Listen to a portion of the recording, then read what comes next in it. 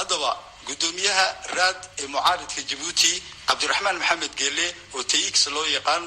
oo waraysi siiyay laanta afka Soomaaliga ee VOA ayaa isagoo ku hadlaya magaca mucaaradka Djibouti ka jawaabay arrintaasi. waxa la yiri adduunyada nin noolow maxaa aragti ku laaban horta waxa weeyay sanduuqaasi waa kaafiya kala dheeri runtii waxaad arkaysaa inuu taliskani uu caadi yahayn uu khayr caadi yahay mid ku socon uu madaxa ku socdo waayo sanduuq wax noocana waxa la abuuraa marka ummadaada aad ka hagartirtid baahideedii waxa la yaab leh in dariiqyadeeniyo wada sankaraado wada jajaban mishaarkii shaqaalaha dawladda iyo askartu qaadanayeen oo ku filayn oo hoos u yaala dalkeeniyo kala daadsan in la yiraahdo sanduuq baan sameeynaa sanduuqyada noocana waxa la sameeyaa oo lagu yaqaana marka lacagtu ay ka farabadato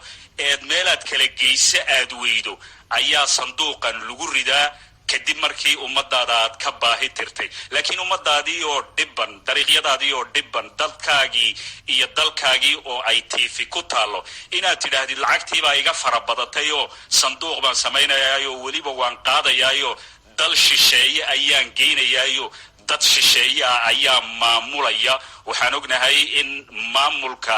agaasimka sanduuqani inuu yahay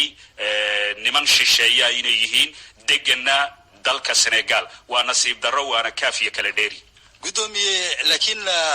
waxa la moodaa mar walba wax la sameeyo nadinigu fadhi ku dirirtiin oo eedeynuna la soo taagantiin maxaad ka oran leedahay arinta waxaan maqlayay oo dhageysanayay waraysi uu bixiyay wasiirka maaliyadda walaalkay Ilyas Muuse Dawaale waa nasiib darro horta isagu waxa weeyaan wuxuu difaacayaa waxaanan la difaaci karin una eedeynayay mucaarad ahaan oo wuxuu eedeynayaa dad xilkasa runtii sheegaya gudaloolada iyo dhibaatada wadanka haysata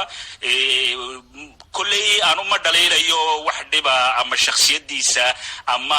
kama sheegayo laakiin waa nasiib darro inuu difaaco xaq darrada iyo dulmiga waxa qurahaatan sheegneen ka hadalay waxa weey sanduuqani inuunan u qalmin dalkeena waayo dadkeeniba baahan dariiqyadeeniba burbursan Ramadan Muuse VOA